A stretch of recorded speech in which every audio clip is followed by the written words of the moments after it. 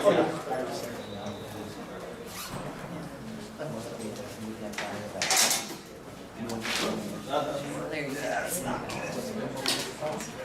I'll just put my name down. Yeah. We can see it.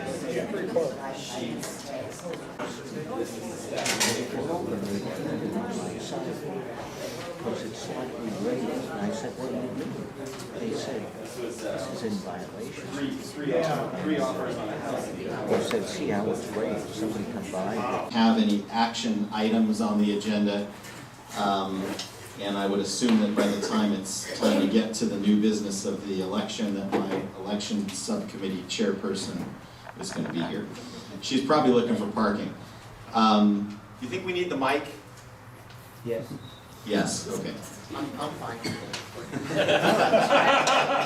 So, welcome to the February 12th meeting of the Carmel Mountain Ranch Sabre Springs Community Planning Group. There's a sign-in sheet for public comment and any other comments you might want to make on agenda items. It's right there. So if you are planning to speak tonight, please sign in on that sheet. And please feel free to sign in. If you're on the fence about signing in, sign in. I know I've heard from some people that maybe are shy or afraid to speak or whatever, but we welcome all of your comments. So please, if you're on the fence, sign in. Take your time. I'm your chairman, Eric Edelman, and we're going to start with introduction of board members, starting from Joseph down here. Joe Valencia, homeowner. That's Joe Valencia, he's a homeowner. Dan Thompson, I represent a business interest. Dan Thompson is a business rep, Also a homeowner though. and he's also a homeowner. Michelle Mullen, homeowner. That's Michelle Mullen, she's a homeowner, and I'm Eric Edelman, I represent a business, and I also live in Carmel Mountain Ranch. Ryan Yamasaki, homeowner, Carmel Mountain Ranch. Rich Krejci, homeowner. I don't think they'll read it. John Schroeder, I'm homeowner, also in Carmel Mountain Ranch. Did everybody hear all that? Okay, the mic, we'll have to get a wireless mic for this thing. It's working. Okay, so the first item of business is just to approve the agenda. And folks, I thought I'd sent out the minutes for approval, but it turns out I probably didn't email them too. So we will approve the minutes next month and submit them. And our bylaws do allow us to do that, but that was my oversight. So, a motion to approve the agenda. Motion. John, second. All those in favor? Okay, the agenda is approved. And then again. Okay, so that brings us right up to, let me go grab the, John, can you hand me the sheet?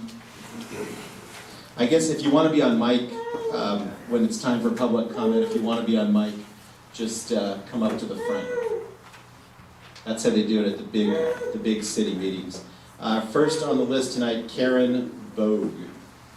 Okay, and I'll give my time to Troy. Okay, yielding your time. Okay, so we're going to give Troy +3. Larry Goodman? I'm only going to take 1 minute. Give the remainder. Balance. The good news is that the HOA finally did something to support CMR United. Last night, they approved yard signs at Carmel Mountain Ranch. Now, if you look at those two horizontal banners there that say Save Our Open Space, our logo, and the other one says no, those are going to be flip-flopped, so they'll be on both sides of a bigger, lawn with the stakes and the whole 9 yards. So thanks to Karen Vogel and Mark Mail, we have finally achieved a yard sign. So you can now,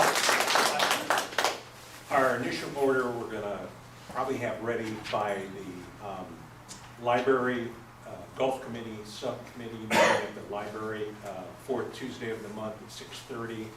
By a show of hands, I think we're just going to blow them out at our cost to get people to have them. How many people would pay $10 to get these beautiful yard signs? Okay, super. Thank you very much. Troy Don, ladies and gentlemen. Okay, yes. Next on the list, Troy Dom, you have 3 + 3 + 1, whatever that adds up to. 7. Thank you. It won't take me that long, trust me. Okay, so a couple of things. A group of us attended the HOA meeting yesterday, and right now, as Larry mentioned, we're not allowed to put yard signs up, but now we can, and they've approved that for a period of 90 days, so March 1st plus 90 days, whatever that day is. And I'd really encourage you to get a sign, buy a sticker for your car, let's, get t-shirts, do what we can to get the word out there.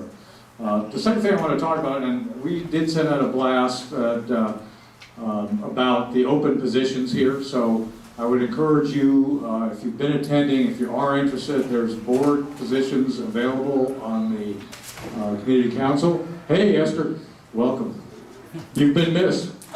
Thank you.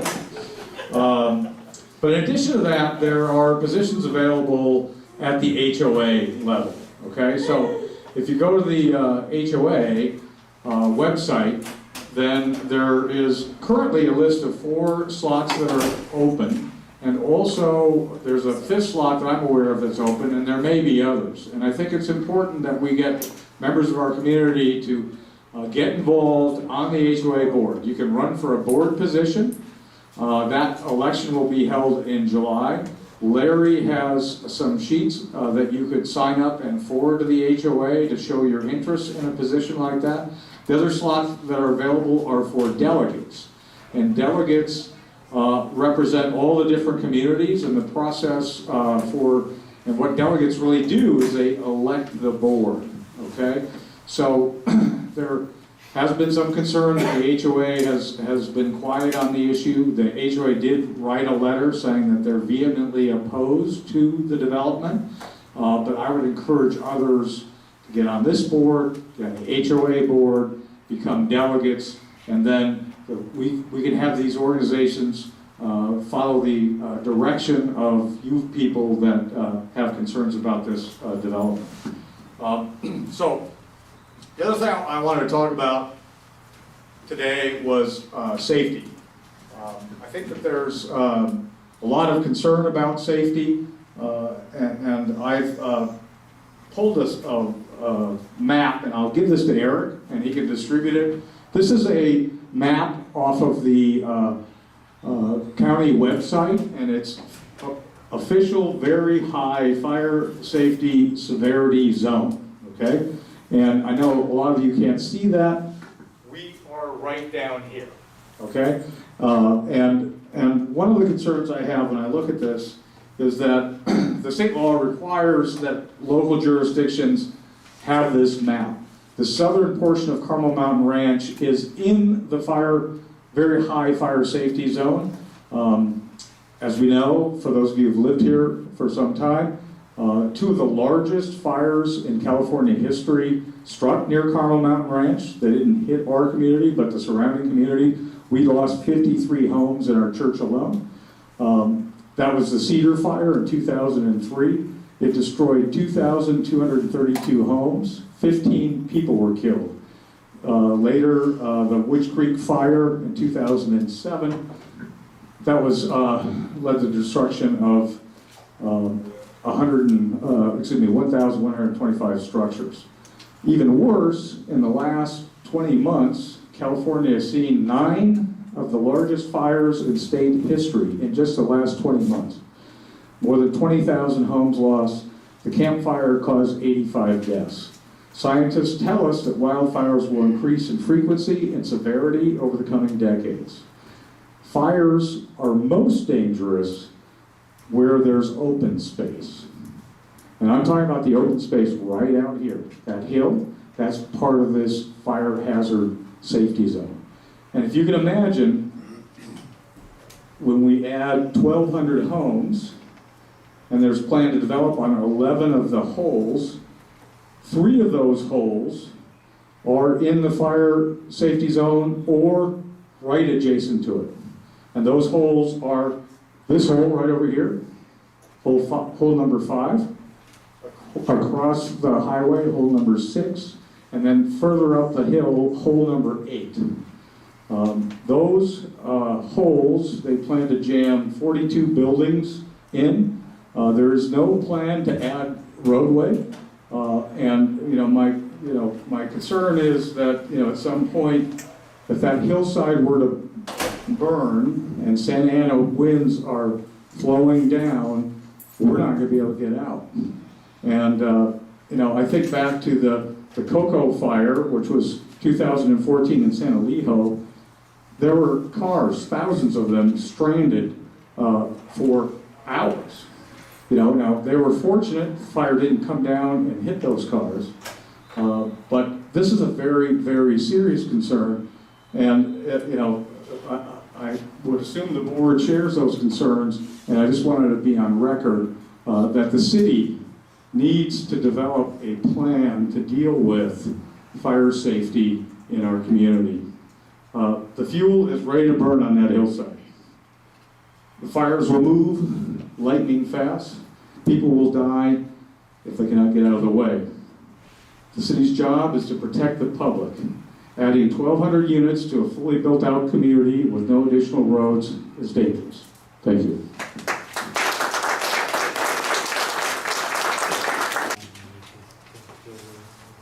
Okay, so is everybody that signed up here signed up for non-agenda comment, or do we want to wait until after New Urban West goes? Harold, you're next. Are you? Yeah, I think you can wait. So okay, New Urban West. Gotcha. And then Kathy Carr, I can wait, my questions are for New Urban West. New Urban West. Gotcha. Lisa Falchetti, I hope I said that right. Yes, fine. Okay, Want me to come up there? sure. I'm pretty loud. Well, you can. We It's all up. know It's up. I'm loud. It's up to you, Lisa. All right, a couple of things. My husband and I have been doing a lot of research. Part of the research is finding out who's getting money from New Urban West, who is getting contributions. So far, I have written to pretty much everybody in California, be it Republican, Democrat, and or governor, and I've got responses. I want you to know, if you look, and it takes about 2 hours per person to find it out, Scott Sherman has taken funds from New Urban West. Kersey's taken funds from New Urban West. Todd Gloria has taken funds from New Urban West. If you think that they're not taking funds for a reason, you're crazy. You need to take a look. Who is running in this district that can fight with us? And the other thing is, when I look at city council and I look back, they're putting proposals in now that are going to be changed. We all know they're going to be changed, but they blew us out of the water with 4-story buildings that don't fit our community. That is not what was put in for having housing that was cost effective and that fits in our community. What I look at now is the big things that we've got going for us. They haven't discussed schools. You know what? You're going to have a classroom of kids, 40 to 45 students per class. We don't have the teachers now, and the teachers can't even afford to live here anymore. Come on. The other thing is, the last time we had a fire here in 2007, I live on Seabridge and Windcrest. It took me an hour and 15 minutes, less than 1 mile, to get to 15.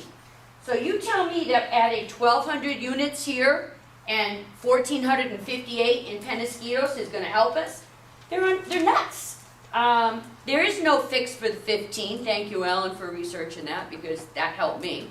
Our traffic patterns are absolutely horrendous now, but these are the things that we have got to get in front of the people that are running.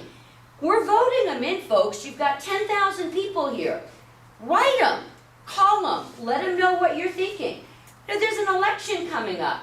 I don't really think some of these people are going to be there for this election, because I think it's going to be put off. But you know what? Those who are running, they should be shaking in their britches when you look at the size of this community and what we can do. Start writing. One addresses, emails. I mean, I could give you the ones that I've got and we can post it, but it's not rocket science to look up who your representatives are. It's pretty easy to find them and make a mailing. And they all have enough staff that they will normally get back to you. You can also ask them, what is your standing on this proposal? Where do you stand? They might say, well, we are for the proposal. Doesn't mean they're gonna vote on the proposal, and a lot can change.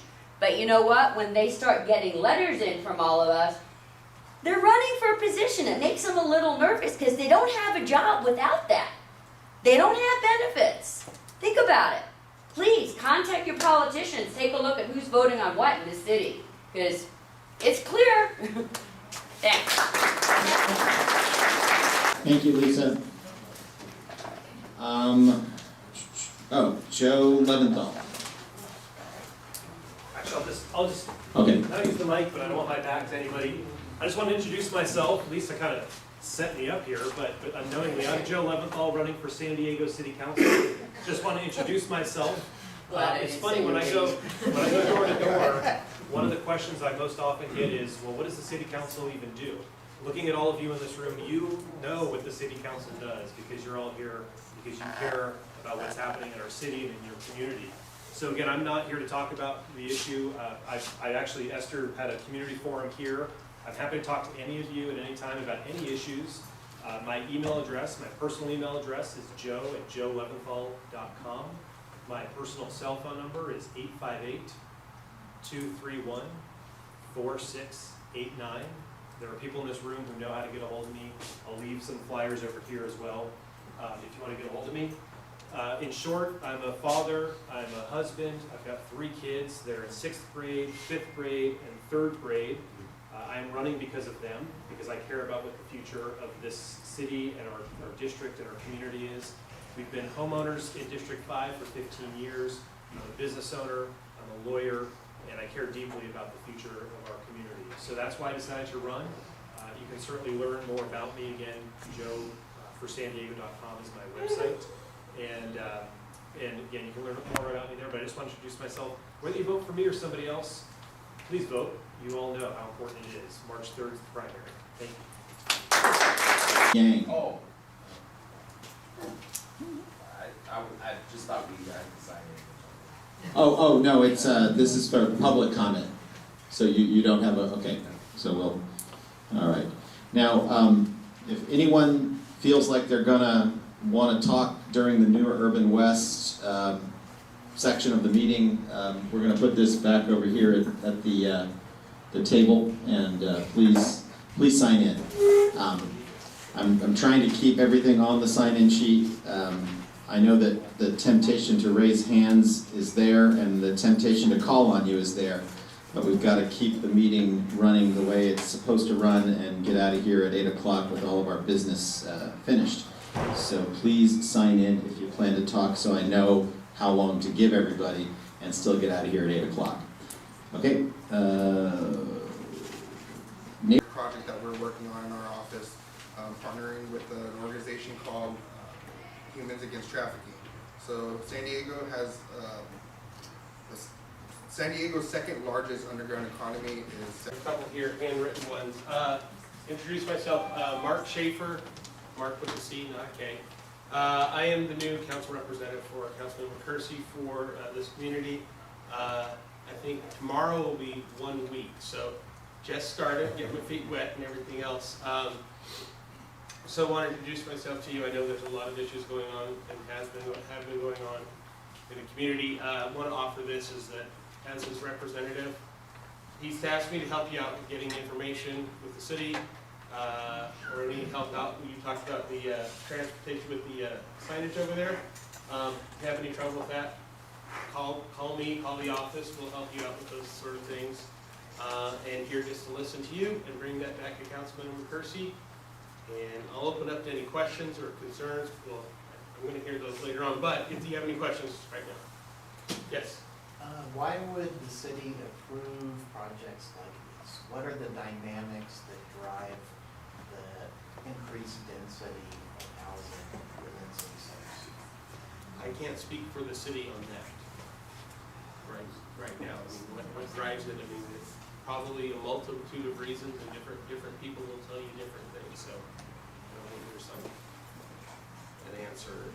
There's no planning principle or There's state planning, law there's that drives yeah. the increased density of housing within Different San Diego? people have different opinions, and they bring those proposals before the city, and there's a process where those get approved or denied. So it is a process to say, it's not a guaranteed approval when it's proposed. It's a process. I'm not talking about opinions, though. I'm talking Right. about planning principles and state law that's driving increased density within city centers. I mean, there are some laws, and yes, I mean, it exists, and it is opinion. I mean, those laws at the state, it's too bad that Mainshine's office isn't here to answer more specific at what their legislative proposals are, because that's not coming from the city of San Diego. Yes, sir. One recommendation I'd have you said you're gonna bring back to Kersey's office. Yeah. To have him come down between around, 6:30 to about 8:30 in the morning, and walk around Carmel Mountain, and come by around, 4 to 6 p.m. or so in the evening. Have him come around and check out the density. Forget about the numbers, because they're gonna have all these different studies as to showing. I'd like him to come down and walk the area and see this actual density that we have already in this community, and to recognize what 1,200 homes, or as the New Urban One said, that it was going to be like 7,000 trips a day from their own study. I want him to understand and look at it and be on the ground, just as we all live here, so he sees it. So if you want to bring that back to him, that would be wonderful. To have him here for a couple days between those hours, not on a Saturday morning, not on a Sunday at 3 o'clock, but between Monday and Friday of commuting hours.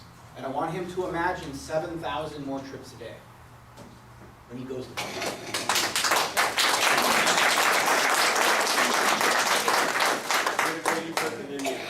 And on that note, I think what he needs to do is, in looking at this proposal for this 4-story, 50-unit, 60 parking spots, to go to all the apartment complexes that are around here that are assigned 2 parking spots per unit, and to see all the overload parking that is taking place because there's not enough parking, even if they already have 2. And they're designated 1 here. There's one right across the street from the not the rec center, the transit center. There's an apartment complex of theirs. There is parking on the street from overflow that goes 24, 26 cars up. So the bottom line is, they're proposing to put this humongous thing here, that there's not gonna be enough parking to begin with. There's no street parking over here. They're gonna be parking over here in the rec center, or they're gonna be parking across the street in the shopping center. There's nowhere for them to park. So again, just making things worse with not having enough parking spots for the units that they're proposing. Okay. Thank you. So last night I was at the CMR's Homeowners Association meeting. You were there, and there was an explanation about why council members cannot take a position. And I had not heard that argument before. Okay, sorry. And I thought that would be good, because one of the things that's bugged us is that Mark Kersey has not even showed up here, but he's taking this, I can't take a position because then I can't vote.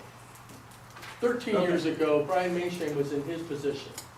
And I didn't realize that between the time that Brian was here and then Mark's been taken over, that there's things politically that have changed. Thank you for bringing But it. it's still not a good explanation, because why don't you go ahead and tell the explanation? Okay, so what has happened in there, and I am going to go pull that article up, LA Times. It was LA Council, and it must have been 13 years ago, if you say that. Brian Mainshine was here, yeah. So, City Council made a decision, council members had stated their opposition prior to council vote. Voted, failed, developer sued the city of LA. The court said you violated their rights to a fair hearing because you made a determination before they had their hearing before council. So when a project comes, it's like a quasi-judicial hearing. Are you going to approve it, deny it, all these other things? So, as that happened, the city attorney in San Diego made a ruling that because of that precedent in court, you don't do that here. Now, a real-world example of San Diego where that has happened is about probably 8 years ago, almost to the day, Councilmember Sherman at I think it was a community meeting or something, had voiced his support of a project in the Grantville community down near Mission Valley. He got elected. That project came before council. City attorney said, I'm sorry, you did this prior to your election. You cannot vote on this project. So he had to recuse himself and not vote on that project. So the city attorney has made this determination, even as a candidate or a council member, you don't do that because you open up the city to litigation, and the project might get approved anyways with that. So that's why councils in the city, or in California, when it has projects like this, are treated what they call quasi-judicial, almost like a court hearing for these projects. You don't want someone to come in ahead of time and say, I support it. Because then you feel like you don't have a fair hearing yourself. Or oppose it, where the developer says, I'm not going to get a fair hearing. You want it to be a fair and open process where everything is presented before the council member in an open way, so they can make hopefully a good decision for the city or the community as a whole. I know it's not the best answer or the best situation, but that is where we are legally as a city. But donations are allowed, right? Yes. Donations are allowed, political donations. For people, individuals, Yeah, for the same individual people Yeah. can write contributions. It's stated that you can't deny a contribution from an individual. I mean, you can choose not to take it, but I'm just saying it is, yes, that is true. I'm not gonna, yes. Yeah. An individual can give money to a candidate. There are limits that you're allowed, but yes. I got two, but I'll go with you Well, I was first. just gonna ask, they're okay if they say whether or not they're pro-development or not? You can do 30,000 feet in the air comments, but you can't say anything specific to that project or proposal, I should say. Yes. On that vein, is there anything precluding a candidate, I don't know, maybe say Joe, from having a conversation with community members and receiving information? No, that's, a council member or a candidate, anyone can hear anything. That part of that open process is to listen to people, and listen to their input, listen to their arguments. Hey, I think this is the reason it's a good project because it's gonna do this. Hey, I think this violates something, so you should approve it. You can tell that to them. It's how they respond. You might not be happy when they say. It can be private though, it doesn't have to be in a public forum or anything like that. No, just as anybody can come in and Okay. people can arrange an appointment, try to get an appointment with a council member or a candidate. Nothing says you can't tell them everything you want. It's what they answer is what you're probably most disappointed or dissatisfied with. Not knowing those rules of engagement, no, I hope they don't say anything. So, okay, yes, sir. Mark, at last month's meeting, I asked your predecessor a question. She was not prepared to answer it, so I'd like to ask you to do some research on this question. Okay? So we have community planning groups that have existed in the city of San Diego since 1960. Yes. The purpose of the community planning groups is to have volunteers, members of the community, share their concerns about a variety of difficult issues. And some of those are development, right? Yes. And we have a city planning commission Yes. that votes to allow projects to go forward or not to go forward, and they eventually make it to the city council. Correct. And what I've found, I asked your predecessor to do some research and tell me over the last 3 years, how many times has the city planning commission overrided, in the case of proposed developments, the CPGs? When they vote unanimously against, and then the city planning commissioners override them. Okay. And I understand that, CPGs are advisory only, but I can't imagine that they're overriding them 90% of the time. If that's happening, that probably needs a grand jury investigation to say, why is this system broken? I certainly can understand 50% of the time, 60% of the time, but not in every single case. That's definitely a case where a small number of people are trying to control power and take it away from the people, and I believe that that's wrong. I'd like your help in answering that question. The last 3 years, when development proposals have been denied by a CPG, what percent of the time is the city planning commission overriding the CPG's recommendation? How much? All right.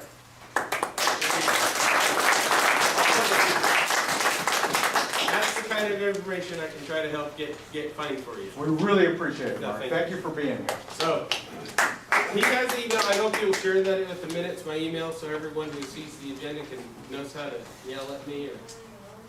Yes, I will share that. It looks like you have one more question, and then we do have to move on. When, if Percy ever comes out and looks at the traffic patterns this morning, I'd like to invite him over to my house, to sit in my family room, and look out the back of my house, where there'll be no view at all, because of a 4-story condo built, whatever it is, 30 feet, 50 feet from my backyard, which is very, totally blocked the view from the dining room, the living room, everything in my house.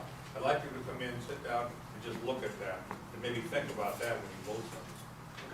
Thank you guys. We'll all be here next month. I'll probably have some update reports on some of the non-development stuff too, but thank you for the input. I'll bring it back to the boss. Thank you. All right, thank you, Mark. Okay, Jonathan Frankel with New Urban West, and I want to point out that the board has election business that we need to conduct, and I really want to get that started by 7:40 if possible, and I know by saying 7:40 we'll be lucky to get it started by 7:45, but let's see if we can get through New Urban West in the next 30 minutes or so. Okay. I'm pretty loud. I feel like if I used the mic, I would blast everyone out of this room. So my wife calls me the loudest man in San Diego, so I'll spare you that ear damage. But good evening, everyone. Again, my name is Jonathan Frankel with New Urban West. I'm pleased to be here with you tonight to just provide a quick update to you on where we are in the process and answer, of course, any questions that you may have about the project. So we have made a complete submittal to the City of San Diego. And so now we believe that we have submitted all the required plans and documents necessary for the city to begin their review of our technical documents, engineering reports, and all of the associated materials that are required for a complete application of the city. So I want to be clear and just remind everyone, the city is going to take many, many months of review. They call them cycle reviews, and they will make changes to the plans. So my understanding is now that we've submitted a complete package that Eric will be receiving copies of the plans shortly if he hasn't already. So of course you're welcome to look at them. I would caution you though that there is a lot that is subject to change. And it is always the case that when you review preliminary draft plans, especially if you don't have a lot of familiarity with the land use process of the city, which is very complicated and very lengthy, it often leads to misinformation being disseminated in the community. So a great example of that was last month in the CMR United newsletter. They reported that there are currently no parks in the plan. And there's a very good reason for that, because the city has a 4-step process generally for developing parks. So we know in working with the community that parks are an essential component of any plan that we develop. There absolutely will be park space included in this plan. The reason why it's not shown on a preliminary draft plan is because we've got to work with the city for them to identify how much park acreage they want, where they want it located, the exact programming they want, and then once that's finalized, then we incorporate that into an engineered drawing, right? We figure out where all the roads go, where all the parking will be, where all those final details are. So if you see an interim draft plan, that doesn't mean that there won't be parks included later on. And so all that we would request is that we would appreciate the opportunity to answer your questions before disseminating information broadly to the community. We found that once it's out there, it's really, really hard for us to be able to communicate with folks that actually that's not accurate, that there's no parks, for example, in the plan. So as you review the plans, if in fact you do wish to do that, Eric will get a copy. All we would request is that if you do have any questions, you ask them at this meeting. I'm here in the community twice a month, every month, here at this meeting, and then secondly at the end of the month at the subcommittee meeting. So if you see something on the plan, if you do review it, you don't understand it, or you want to understand, is this likely to change, what will change, all those questions, we want to make sure to try and get you timely and factual information. Again, even if you're not liking exactly what we're telling you. We want to make sure that everybody has the facts so we don't have misinformation swirling out there in the community. So once the plans now, they're going to be reviewed, work will begin on the environmental impact report. So many people, Troy, thank you for fire safety. There's a whole host of really critical environmental issues that have to be comprehensively analyzed by the city. So often that will mean the retention of consultants that are experts in that field. Fire safety is one of them, amongst others, that are going to be producing studies on the potential impacts of the project. Obviously, I think traffic tends to be the most prevalent concern. Everybody has to deal with that. It's a big headache for everybody that is commuting during peak hours. So that is, of course, going to be studied by analyzing every single existing trip that occurs in your community and measuring the effect of our project against adopted city thresholds, objective standards. So again, we don't get to decide what traffic improvements we make or don't make. We don't make up the rules. The city will tell us, hey, here's our standard. Here's how we want the road to be performing, and either you meet the standard or you fall below the standard. If you fall below, you need to make certain improvements, and that's all dictated to us by the city traffic engineering department. So that work will continue over many months. I don't have a firm timeline for exactly when that will be out, but ultimately, the plan that is sent to Eric, there'll be many iterations sent to him, that will not be finalized until we go to a city council hearing. So it's at that point that you'll know the plan is no longer subject to change. Any time prior to that, what you're looking at is very likely to change, sometimes materially, sometimes incrementally. It just kind of depends on the nature of the comments that we receive from the city. So just wanted to give you a little update on process. We have submitted. Eric will be receiving those plans. We would really appreciate the opportunity to come and address any questions about them you have. And at this point, I'd be happy to answer any questions that you have. This is where I need you to be on the list. All right, please, can you grab that Yes. sheet? I just need to know how many people I've got so I know how much time to give each person. Here we go. Go ahead, please. And then while these folks are signing in, I will tell you that as soon as I receive what Jonathan is referring to, I'm gonna copy what I can and email what I can, and then I'm gonna work with Alan, right, Alan? Sure. To hopefully make these available to view. It's somehow, some way at the library, we're thinking. I have to get some clarity from the city on exactly what I can and can't do there. Okay, so we got a lot of people signing up and not a ton of time, so, all right. Let's see. 1, 2, 3, 4, 5, 2, 4, 7. Okay, we should, let's try running with 2 minutes each and see how that works. Brett, lead off? Yes, sir. Do you want the mic or you can? No, I'm good. Okay. So one thing I wanted to ask is this gentleman made a wonderful point about looking out his window and seeing a 4-story building. I'm wondering if New Urban West has even considered this planned community, and now he's going to be looking at a 4-story building. That's pretty unreasonable as far as I'm concerned. He moved to an area, he didn't move to an airport, he didn't move to an urban area, and now he's going to be looking at a 4-story building, regardless of how high you make the hedges or whatever it may be. Second point is that I think we need to remember is the homeless issue in respect to if you're going to be building parks in different areas, that's what you're, in many ways, unfortunately, that's what you're building. You're building houses. Houses for people to stay and, lay down on a bench, etc. maybe. And unfortunately, in our cities, you look around and in our area, the resources for homeless are very, very minimal. And so when we have parks and things of that nature, that's what's unfortunately going to come. And the third thing I want to make sure is you understand is the impact on the roads themselves. You talked about what roads we're going to build. Well, unless you guys plan on expanding Highland Ranch or Carmel Mountain Road, or have the George Jensen thing where people are going above the air, I'm trying to figure out where these cars are going. Like physically, like the 7,000 cars a day study from your report, where are those cars fitting on the road? And I'm really confused as to where are they. So my 2 minutes have probably expired. I'd like to respect that. So those were my three issues. Sure, with respect to distribution of traffic, the report's going to tell us. how it's distributed. So you'll know there are 200 cars that are making this right turn at the AM peak period. You're going to know the letter grade associated with the roadway, and if it fails, there will be improvements that will be required. Now, sometimes you make a good point. Sometimes roadway facilities are built out.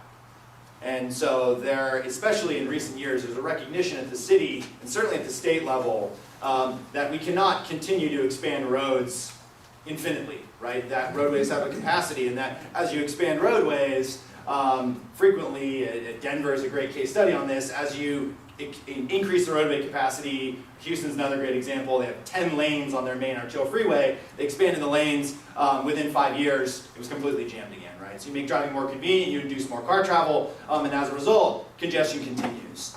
So the city and the state are working on, how do we create opportunities, options for people to get out of cars?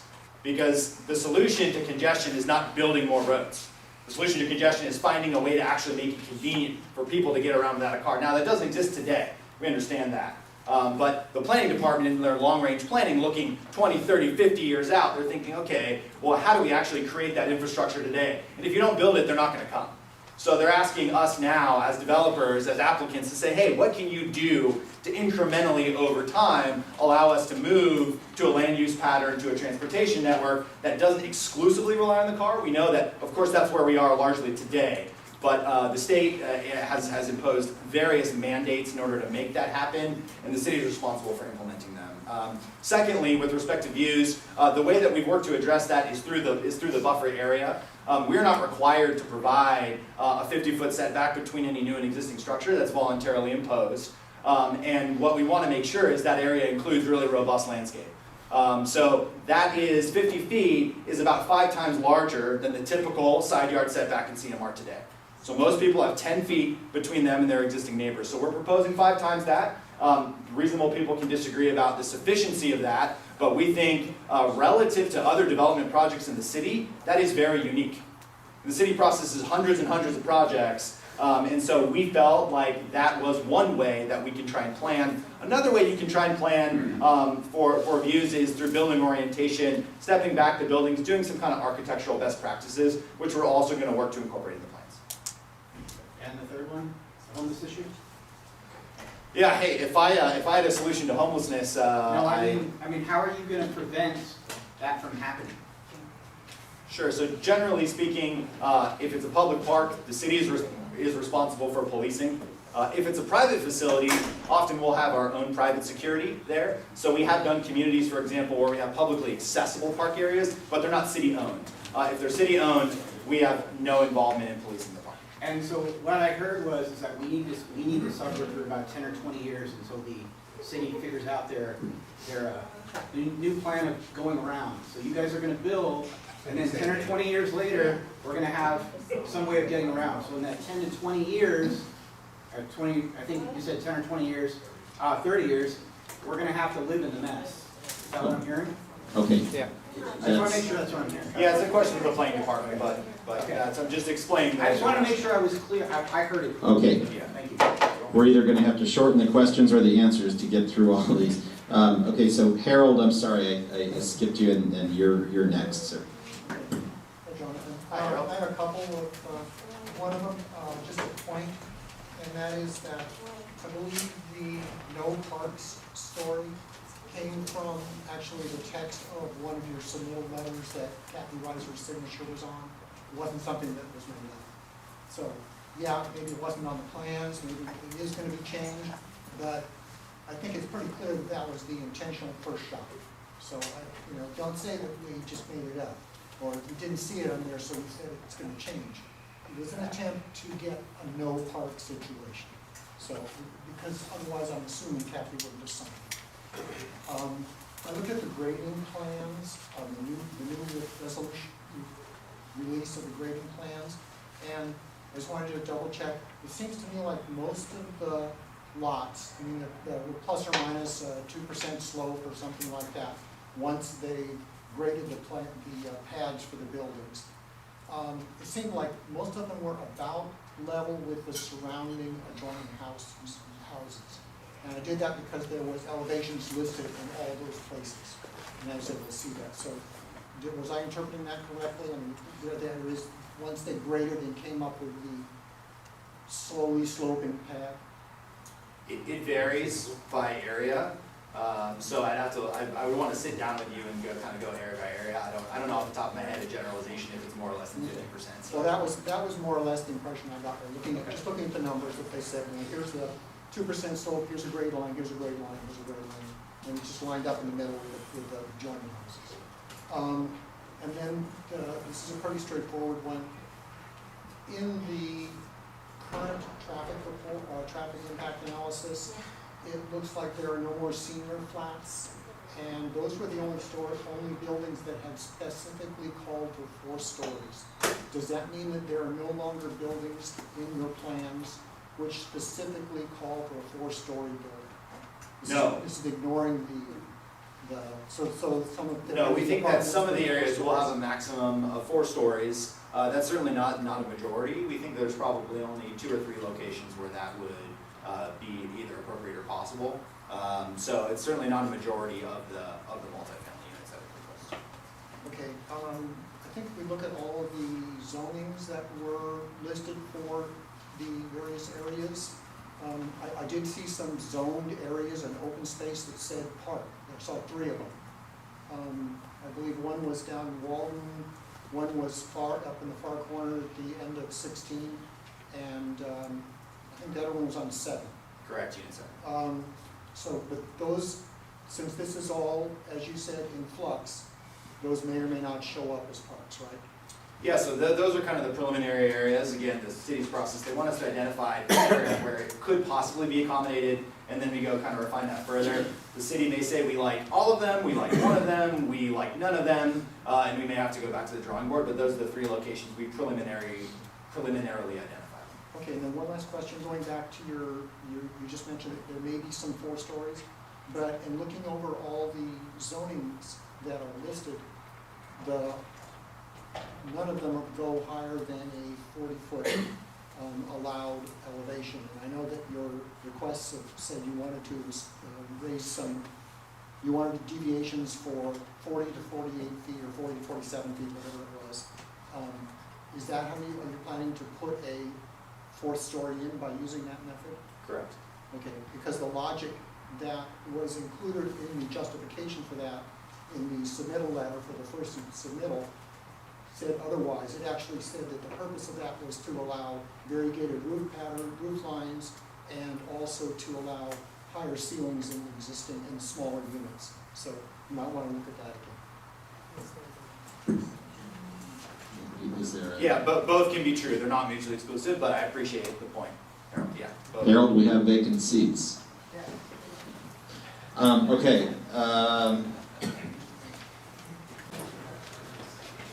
Stand over here so I have my back to people. So I'm just going to ask you to use the same metrics. At the last meeting I was at, you very conveniently said that the parks were going to be 10 acres, and then you slyly said that the amount of houses were going to be 30% of the project. You know how many acres that is. So if you're going to talk about, we use the same metrics, so we as a group know, okay, there's going to be 50 acres of housing. That's number 1. The open market housing, why I appreciate you saying my neighbor might only be 10 feet from me. There's 3 or 4 people in that house, as opposed to 120 units that have how many people in them. If you can tell me there's going to be 700 more trips on Eastbourne, you can tell me how many people were estimated are supposed to move into that 120 units. I mean, there can be two bedrooms, but that's not to say there's not 15 people living in that house, which, who's going to monitor that? So if I have a house that I'm looking at that 4-story building, I might have several hundred people looking back at me. That's a big difference than my 10 between them there. This is not a transient community. So the senior thing that used to be on 17 or however many other ones, now it's open market. That means people in and out and in and out and in and out all the time. That's not what this community is. It's people live here. They've bought their houses. They're raising their kids. Has anybody even gone to the schools and the school districts? Because somebody said there might be 45 kids in the classroom. That's not even what you have to worry about. You have to worry about all those transient kids coming in, coming out, coming in. You're sitting in a classroom, you get 3 or 4 new kids every Monday that maybe went to different kind of schools, they're behind the program, somebody has indoctrinated them. So if you've got a kid sitting in a Poway school, don't think that that kid's not going to be affected, because those teachers are going to have to be getting all those new kids up to speed. So it's a huge impact on the schools. So at least give us the numbers. If you know how many trips there are, then tell us how many people there are.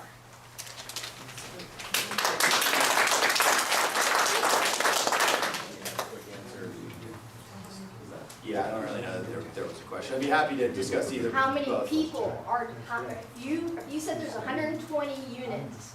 How many people in your, because you have the metrics, you can tell me how many car trips there are. So you must be able to say 120 units, that's not 120 people. Are we talking 480 people? Are we talking 500 people in that building? You have to have some kind of projection for that. So your projection depends on the context in which you're talking about, right? So there are certain contexts, for example, planning and fire purposes, they have a certain population per dwelling unit, a figure that they're going to use. It could be the case that perhaps for marketing purposes we would use something different. So there's no uniform standard, so I mean it really depends on the context. So there's really not, I wouldn't want to say, I'm certain there's going to be 400 people. In the context of traffic, that's just not how traffic's analyzed in the city. They just don't analyze it by the number of people, occupants in the building. They analyze it by car trips. So if that is your concern, there's really, that's just simply not how it's done at the city. But you know, there are a whole host of projections that I could look to potentially. I don't know how helpful that is to you. What I would suggest is that, you know, when the EIR is released, all of the information will be known to you, meaning every car trip, every impact on habitat. Schools is a huge part. Understanding that schools are impacted, and we have to understand and work with the district on how we're going to address that. And if school facilities can't accommodate, what do you do? And so we've had a couple preliminary conversations with Poway Unified on that. You know, the good news about Poway Unified is they're very experienced with new development. There's a lot of new communities, Black Mountain Ranch, Del Sur, 4S. There's just a lot of communities, and so they've got a lot of experience doing it. Not apartment buildings, though. Not in this Okay. community. We've Ranch. got to move to the next question. Scott Murray? Hi. I have four. They're not kidnapped because they use TikTok, which I guess Supervisor Gaffar says is our biggest worry. They're going to go to school in this community. So there was an issue brought up that the schools are already relatively crowded. So I'm wondering how your development is going to help increase funding for schools. Sure, so a couple of ways. Firstly, we're going to write a check to the Poway Unified School District for about $4 million. That's our fee contribution. So those $4 million can be used in a variety of ways. The district has discretion as to how they use them. Shoal Creek Elementary, the good news is they're actually, that school is eligible for what they call modernization funds in 2023. So it's actually on the state list as being eligible for upgrades. Our understanding is there's some temporary facilities there that they would like to upgrade to permanent facilities there to allow, to accommodate more kids. So the school district estimates how many students we're going to generate by school. There's a rate they use. They're going to say, this is the existing capacity in our school. We can either accommodate them or not accommodate them. You have a few options. 1, build a new school. 2, upgrade an existing school. 3, send those kids to another school, another area school that has capacity. Our understanding right now is the high school and middle school, no problems there with respect to capacity. The district has run the numbers, and we've looked at that. Shoal Creek Elementary, there may be an issue there. And you know, enrollment fluctuates year by year. But those are all the ways that we work with the school district. It's analyzed and studied in the EIR. So our $4 million has to be used directly to support neighborhood schools that are impacted by our development. Thank you. And I have a quick follow-up. There was a question about homelessness. And one of the correlations with homelessness is a lack of affordable housing. And so one of the solutions is to put in more housing. And what I was trying to get out of Kersey's office is there's some state dynamics where state law is pushing down affordable housing to all the county and city throughout California, and they're required to put it in somewhere. And that's what's driving this kind of development. So really, you're not going to like the answer, but this kind of development is one of the solutions. Thank you. Troy? Yeah, Jonathan, you've touted quite a bit about how you've interacted with the community, you've looked for community input and this sort of thing. At the last golf course subcommittee meeting, you revealed, I think, was a surprise to many of us, that the vast majority of this project, I calculated it based upon your initial submission on townhomes. Those are the only ones that are for sale. And it looks to me, based upon the count, that 64% of the new project will be rental units. And the question I have for you is, where in your community meetings do you have any documents to support our community asking for 100% multifamily and 64% rental? Where did that, do you have documents like that? Sure, so when we do land planning, we have one of two options, right? We have 164 acres here. We could say, we're gonna sprawl out and build larger houses on more area, or we're gonna concentrate housing and preserve more open space. So that is the trade-off. So of course the answer is no, and you know that, Troy, that there's no documentation to that effect. I will say that when we have reached out to the broader community through surveys, we had about 500 folks, I think about 90% of which were residents. We were encouraged that for many people, housing was not seen as a negative. Now, of course, people that live on the course tended to say, of course, you wouldn't want your view disturbed, and that's understandable. But writ large, the vast majority, overwhelming percentage of respondents recognized that some development was going to happen here. Over 70% of those respondents said they believed it was likely or highly likely that some portion of the golf course would be redeveloped. So the question is when that happens and what it looks like.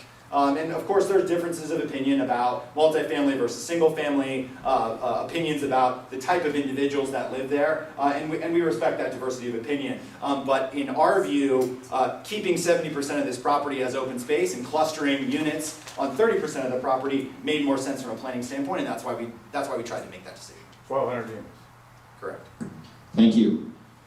Kurt, So, quickly please. So, when we talked to you in our community meetings, one of the most recent projects that you've done up in Escondido, that golf course there has, I thought you said around between 300 and 400 units. Is that? 380. 380? 380, correct. Good. And so, sort of a question for you is that, since this is an initial submittal, and it's going to go through a process, and hopefully, through our community involvement, when we show up at that meeting and we talk this project down to where we feel it should be, and they listen to us, and those amount of units match up to the precedent that was set up in Escondido, do you feel you would still have a project to match that same number of units? Because in honesty, we were shocked just hearing that number. And so when you came forward with the 1,200 units, our jaws hit the ground. And it's just utterly shocking. So the question is, are you going to hang around if it gets dropped down to 380 units? Yeah, I can't speculate as to what the city may or may not ask us to do in response to community feedback, or council members, or anybody else. We feel very confident that we can design a 1,200 unit project that is a very good project. And we've done that as a company for 65 years. Projects all from 4,000 units all the way down to 40 units. That's the proposed project. We are looking forward to working with the city on it and where it lands and whether that would result in us leaving. I don't know. I know that when we competed for the opportunity to work here, there were many other interested parties. You just simply don't see this type of property sit vacant for very long. So if it's not us, maybe there's somebody else that steps in with another proposal and that they think is financially feasible for them. I don't know. Did you start out with 380 units on the Escondido project initially? In Escondido, we started out with 392 units. The project, for safety, for some engineering reasons, was ultimately reduced to 380 units. And as you know, I think many of you know, that project was subject to litigation. About a year and a half. In fact, I understand the Master HOA has retained the same attorney that we ended up working with, I'll say, in Escondido. And the result of that lawsuit was, of course, no reduction in the number of units, no material change whatsoever to the project, simply about a year and a half of delay, but the attorney was paid very handsomely.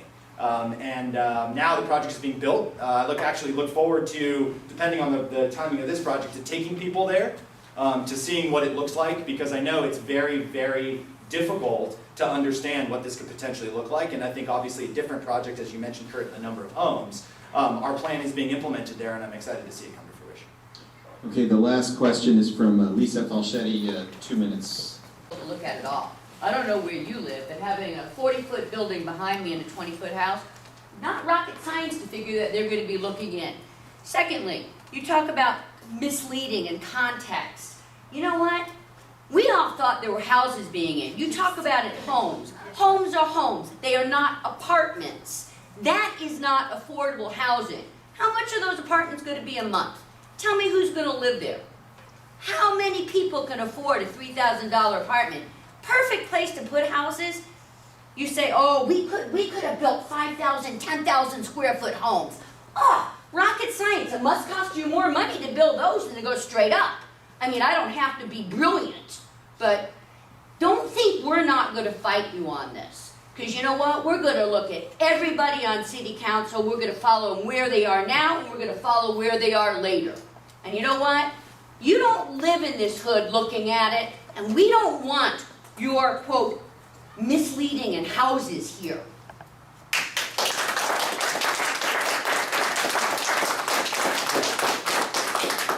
Okay, with that, I guess we'll wrap. And, the board may have some. The board. Okay. Brian Hollinsworth, do you have a subcommittee report for us on the? There's really nothing new. I got silence right now. Okay. So I did send an email. Sorry. I sent an email to Tony and Xavier from the planning department to see if I can get an update.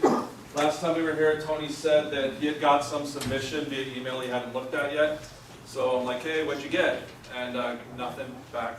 And then I forwarded the letter to make sure Tony saw the same one about all of our concerns about the development, kind of the key points about, you know, it doesn't fit with the community plan, the height, parking, blah, blah, blah, right? And so, of course, Xavier forwarded that over to Scott, the Sandstroms, and said, you know, that you guys are aware of this now. We got nothing back from Scott and them to have any kind of meeting. So it's like radio silence right now. So whatever they're doing, and got nothing. Okay, well, as soon as we get, we're due to receive any. Well, they should have finished another cycle review, and that's what I was hoping to get the comments from Xavier, the latest cycle review, right? Okay. And in there, I did question because it says that the community planning involvement was checked. I'm like, there's no check. We haven't talked to him since like September, right? And other than receiving the plans through the official channel, right, to Eric's home, that's all we got, right? There's been no opportunity to talk about the 50 units, the height, the parking, everything else.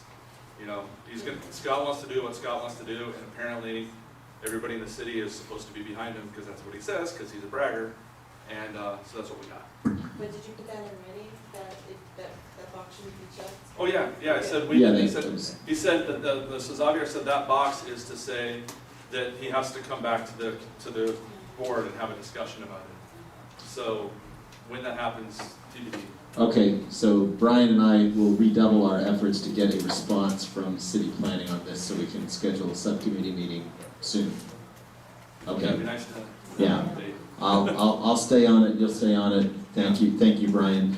Okay, Rick Smith with the golf course subcommittee couldn't be here tonight, and we don't really have time for a report from him anyway. And I think we've talked about the golf course, so we'll move on to new business, which is the CMR SSCC election candidate forum.